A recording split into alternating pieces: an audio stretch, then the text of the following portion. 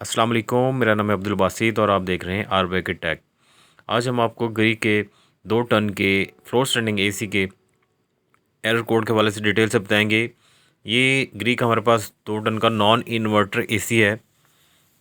इस एसी में इसको ऑन करने के ठीक 3 मिनट बाद यूनिट के डिस्प्ले पर E1 का एरर कोड शो हो जाता है, जिससे यूनिट मुकम्मल ऑफ हो जाता है। जैसे कि आप देख रहे हैं E1 का एरर कोड आ गया है।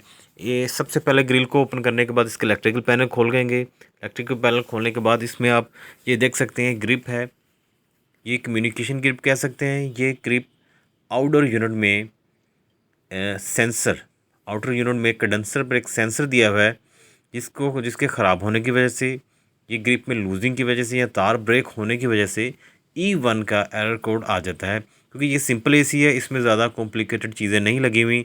सिंपल इसमें एक सेंसर दिया हुआ है जो कि ख़राब होने की वजह से या ग्रिप में लूजिंग होने की वजह से E1 का एरर आना शुरू हो जाता है। उम्मीद है वीडियो में सीखने के लिए बहुत कुछ मिला होगा। ऐसी मज़ीद बहुत सी वीडियोस देखने के लिए हमारे चैनल को लाइक और सब्सक्राइब ज़रूर कीजिएगा। अल्लाह हाफिज़।